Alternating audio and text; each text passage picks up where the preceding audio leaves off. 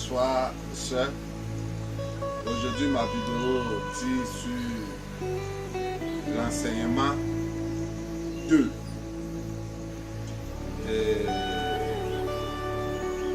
Des jeunes filles ou des jeunes femmes qui disent que elles ont remarqué que dans leur vie, elles n'ont pas trop de chance. C'est vrai. Mais il y a beaucoup de conditions dans la vie qui font qu'on n'a pas trop de chance. Et je vais montrer un peu certaines choses pour que vous puissiez marcher avec. Moi, mon rôle là, c'est ça. Et nous avons remarqué que il y a des filles, dans la loi de la spiritualité, quand une femme dort jusqu'à elle va se réveiller, les sécrétions de son organisme, de l'impureté sortent de son en bas. Alors, pour ce faire, dès qu'elle est levée, nette, avant le lever du soleil, une femme en tant qu'Africaine, une femme en tant qu'une femme, dans la logique, doit se laver.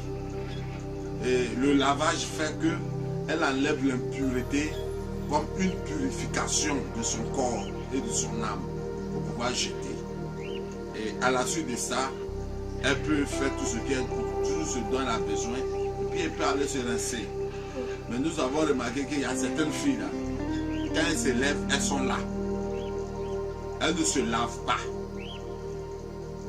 D'après elles ont fait leur toilette, elles ne se lavent pas. Elles sont là. Alors toutes les vibrations qui sont sorties du corps, toute l'impureté qui est sortie du corps rentre encore, le soleil sèche. Dès que le soleil sort et que ça sèche, dès que le temps, le jour arrive et que ça sèche, ça sur ton corps, la même impureté retourne dans ton organisme et retourne dans ton âme.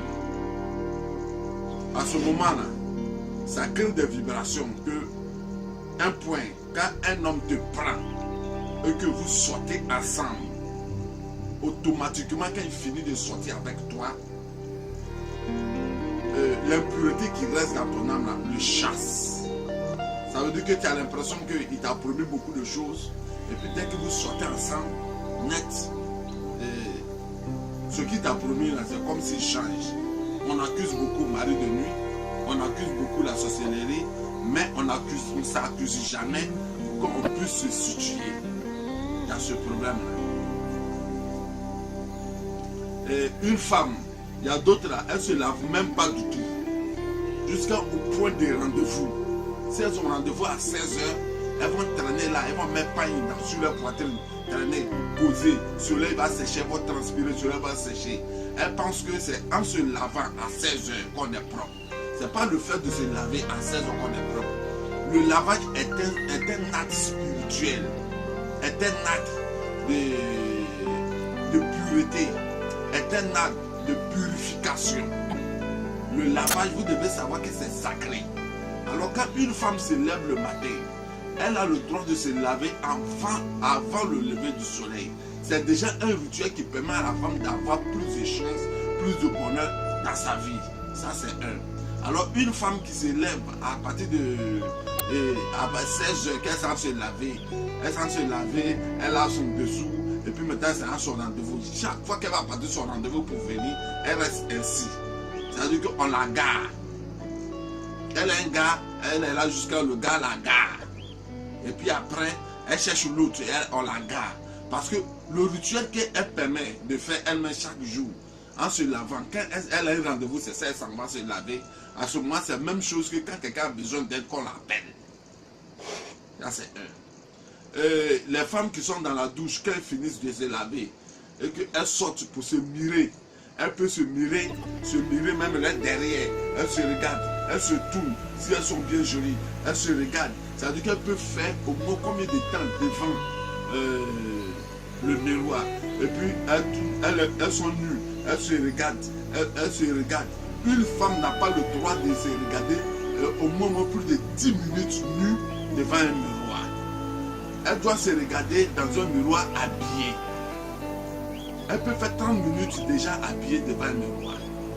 Mais une femme, vous regardez vos fesses, vous regardez vos devants, vous regardez vos pieds, vous avez le droit de regarder, mais dès que vous prenez le temps de regarder, c'est de même manière, ça veut dire que le reflet dans le miroir, c'est votre âme qui est dedans. Si vous donnez l'impression qu'on doit vous regarder puis quitter là, c'est la même chose que tout le monde vous apprécie, tout le monde vous aime, mais on ne vous garde pas. Ça fait que tout le monde a les yeux sur vous. De toute façon, vous vous regardez dans le miroir longtemps, c'est comme ça que vous introduisez cette vibration à votre âme, qui fait que les gens vous regardent longtemps, mais on ne vous prend pas pour faire quelque chose. Parce qu'aucun homme ne peut regarder devant le miroir longtemps. Si tu t'assois pour regarder longtemps, tu attribues cette vibration à ton âme. Voilà pourquoi on se regarde pour mieux s'arranger et on quitte devant le miroir. Pour ne pas que ça nous affecte. Ça c'est Dieu. Et si vous êtes ensemble dans une maison et qu'il y a un seul miroir pour tout le monde, à chaque fois qu'une personne va finir, et quand vous allez finir de vous mirer, la nuit, vous êtes obligé de suivre le miroir avec sang ou bien poudre pour que le lendemain, vous vous mirez de même manière. Sinon, si une parmi vous a mauvaise pensée, est méchante et qui a de mauvais oracles, comme on le dit, mauvais karma, comme on le dit, à ce moment-là, elle se mire avec vous. À chaque fois que vous allez vous mirer, celle qui a l'âme sensible va prendre l'incarnation de cette dernière-là. C'est-à-dire que si on la déteste longtemps, on la déteste beaucoup, c'est elle qu'on va toujours détester. Alors quand tu prends le miroir d'une femme prostituée, ça veut dire que de toute façon on la considère, c'est la même chose qu'on va te considérer. Alors pour pouvoir se mirer, quand vous partez dans le salon de coiffure pour pouvoir se mirer, mirez-vous, regardez seulement dans le miroir pour votre coiffure. Ne vous mirez pas le visage longtemps pendant toute la coiffure. Parce que toutes les personnes qui se mirent, vous ne savez pas qui vient regarder le miroir. Parce que le miroir capte l'âme des gens comme le reflet longtemps. Alors ça s'attribue aux âmes qui sont faibles. Ça c'est un peu ce que j'ai à vous dire. Je n'ai pas grand chose à vous dire, mais ce que je prends pour compléter là, moi mon rôle là, c'est de vous enseigner et vous dire ce qu'il faut. Je n'ai pas besoin de la nature là, la nature est là. Je n'ai pas besoin d'affaire de Dieu va faire pour nous tout. Dieu a déjà fait pour nous. C'est à nous de savoir comment marcher, comment vivre. Alors si tu as une bonne connaissance dans ta vie, tu seras une personne heureuse. Ça veut dire que tu seras une personne merveilleuse, une personne heureuse. Il faudrait que vous soyez fiers de ce que vous connaissez.